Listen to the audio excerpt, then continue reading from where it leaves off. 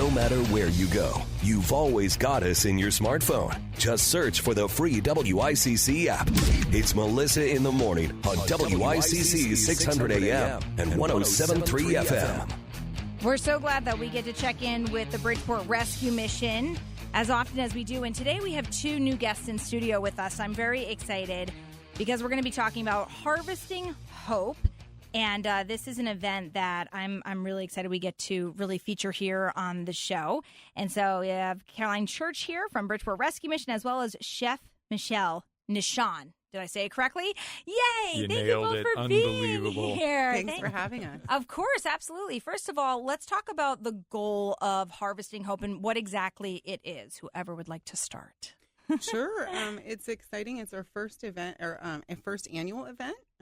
We're looking to, at Bridgeport Rescue Mission, amongst many things that we do, we serve quite a vibrant food pantry. And community service meals, over $1 million a year, as a matter of fact. Yeah, it's a lot. It's a lot. And it's one of the things that I don't know if people realize how amazing the food is at the Bridgeport Rescue Mission that's offered.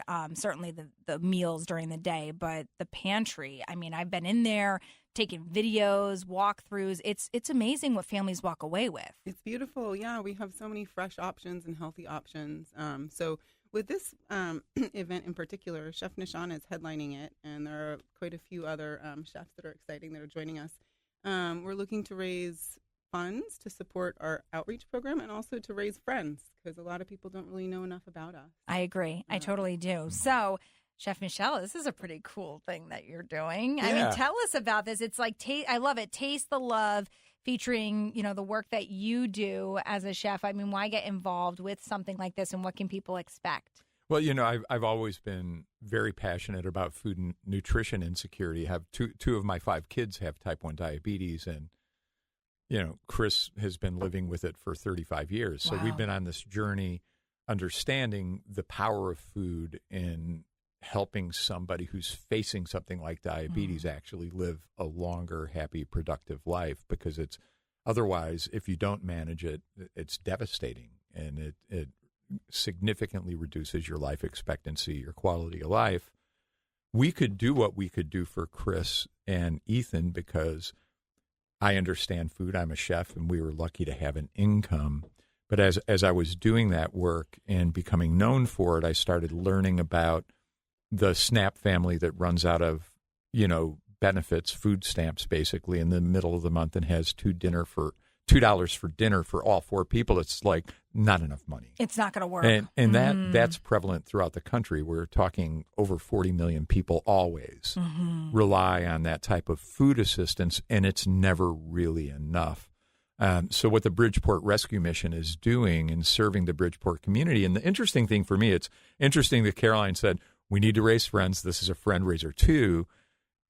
It's astonishing to me, because of the work that we do at my own nonprofit, Wholesome Wave, the lack of awareness of folks that live in Westport and Fairfield, and there are all these. It's one of the wealthiest counties in the United States, and it surrounds one of the lowest median household income cities in the country as well, and it's just everywhere. So all of these things are kind of hidden in plain sight. But the interesting thing is the power of food can change the lives of these folks and give them a leg up and give them some hope that they can actually lead a productive life, because the whole thing that drives the unemployment, it's like if you don't have access to good food for you or your family, you're so stressed out, you're not at your best health. Right. Optimum health, you're going to call in sick more. All of it's just this cascading thing that traps folks. So it's the 2 things that we need most is housing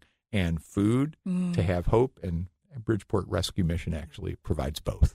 Yeah, they do. And I love what you said, because I think even just realizing the amount of children and just families who are considered food insecure in Connecticut, most people don't realize it. And no question, Bridgeport being on the list there. But even in Fairfield County, it's astonishing to hear about college students who have, are not getting proper nutrition, or maybe they know where their next meal is coming from, but that nutrition portion, like you're saying, is not there. It's not sustainable. It's not good food going Well, into their system. that's a whole nother can of worms. I mean, college food insecurity, university food insecurity is actually higher than the national average for food insecurity. So a lot of these kids actually don't know where their next meal is coming from. They pulled themselves up by their bootstraps. Right. They in kind of crappy grade school districts, super urban, super rural, got the scholarship, outperformed their peers, outperformed peers of theirs in other communities that had better resources.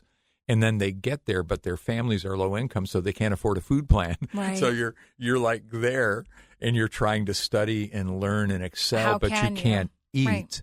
So it's just weird, but it affects everybody. It does. But the leg up starts in the communities that everybody calls home, like Bridgeport, and making sure that the kids can actually get themselves to that place where they can get to university, and then we're all going to work on that stuff too, But I think the foundational premise is what's happening at home, and it's astonishing to me how few people in these really awesome bucolic communities that we love about Connecticut. It's the place I've called home for over 35 years. That type of poverty and food insecurity exists right next door. So help your neighbor out. Come to the event. Write a check. Volunteer. Do stuff. It's right here. It's for you. Makes the community better for everybody. It totally does. And again, Caroline, I love that this is the first year we're doing Harvesting Hope. Where did this idea come from? Because I one of the things that, whenever I have Lisa Chester on the show or anybody with the rescue mission, one of the things that I think is such a standout about the rescue mission is the quality of food again, and what is being created on a weekly basis at the mission. This is a no-brainer to have something like this, and I don't know. I love this concept. Where did it come from? Yeah, well, when I first started at Bridgeport Rescue Mission, we went and met with Tony Itoro, who's hosting our event. Love Tony. Itoro showroom is beautiful. Tony, he's awesome. So lots of love to Tony, and he was really welcome and opening to having us there. So that we can create the opportunity for people to come and enjoy food and learn about the mission. We're looking to put our mobile food kitchen back into the community. Since COVID, our trucks were a little bit losing a little bit of love. So we have the opportunity to have one back up and running. That's so great. We can serve into the community. But, we serve, and we have to close down oftentimes our pantry times. We serve over almost 1,000 people a week. Wow. Shopping in our pantry routinely. And just really quick touching on those mobile units. When I first joined WICC 5 years ago, I went to the rescue mission because I had been involved with the rescue mission since I was a kid. I'm born and raised in Connecticut, and we've always been involved, our church, all that. But when I went, because I knew they were strong partners of ICC, I went to go and just check it out, and they had one of these mobile units, and I went out with it. I thought this is going to be kind of cool to see people come up, and it took me days to recover after that because there were just children walking up and getting bags of food, and me talking to them thinking it was going to be kind of light and surface because what do you expect from a 9-year-old? And this, and these kids just saying, well, my parents are working right now. So if I didn't make it to the truck today, like we weren't going to eat tonight. That just seeing, children being so aware of not knowing where their next meal would come from, and parents feeling like they're inadequate because they couldn't provide it, which is ridiculous too.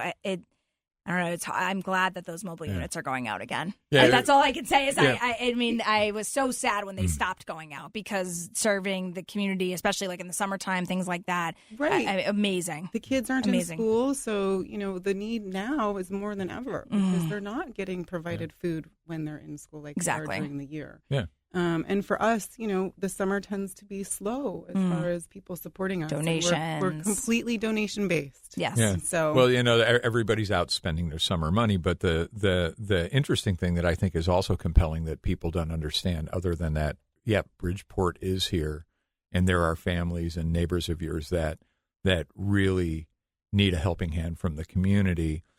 But, you said it, Melissa. These kids are coming because their parents are working. The majority of people on SNAP benefits that rely on food stamps are working full-time or have a full-time and a part-time job that's at minimum wage or sometimes less, because there are businesses that hire people for cash so that they don't have to pay taxes. Yeah. And you've got people working 60 hours a week to make $20,000 a year and raise 4 kids. Yeah. So It's wild. it's like the kids are kind of raising themselves, not because the parents are bad parents. So again, it's like this cycle thing. But on an up note, I do want to kind of highlight some of the chefs that are going to to thing. Yes, please. I was going to say, I know that there's going to be celebrity chefs. Yeah, it's a like lot Renee of restaurant, Toupons, high-end, Tyler yeah. Anderson, Damon Sawyer, and Roshara Sanders, Bill Tabe, Matt Storch, all the usual suspects. But basically the best chefs are in Connecticut, are at this thing. Every one of them, That's amazing. are here. So it's kind of cool. It is right? really cool. And I would be remiss if I don't say when this is, because that would be very helpful, right? September 19th. Do I have that right? September 19th is the event? Yes. 6 p.m. at iToro Appliance, which makes total sense. Again, shout out to Tony. That is awesome. Yeah, they have, I think, 8 live kitchens, so there will be live cooking. Makes Yeah, sense. so we get to cook on cool stuff, Right? Yeah, Good yeah. you got all the appliances that you need. Yeah, Certainly. Tony's got the best stuff. He does. iToro's so amazing. We love them. So Harvesting Hope, if people want to sign up for this event, can they just go to the website? Yes, they can go to the website. Absolutely, they're the ticket sales are open, so I hope that they get there before the opportunity is lost. I was going to say, is there a cap on how many people can? I would imagine, because Yes, we've figured out that we're able to fit 250 guests. wow. Yeah. Okay, so the ticket sales are open right now. If you go to the Bridgeport Rescue Mission website. I would do that sooner rather than later, because there is a cap as to how many people can attend this. And again, there are incredible celebrity local chefs all across Connecticut who want to combat hunger. They want to help and are going to be featuring their work at this event. The first time ever having Harvesting Hope, Taste the Love. And we're so glad featuring chefs like Michel here. And I thank you both for coming in and talking about this event and the importance of it. And I hope that it just sells out by the end of today. Would be great. Can we sell this It out will within sell out, right? and the food will be delicious. Oh, yeah. And Bridgeport Rescue Mission will continue to kick booty. Yes, we love that. Thank you both so much for being here. I really, really appreciate it. Pleasure. Thank you for having us. Of course. And again, go to the Bridgeport Rescue Mission website and make sure you get those tickets sooner rather than later. It is September 19th, and this is the first ever Harvesting Hope, and we're talking about it here on WICC.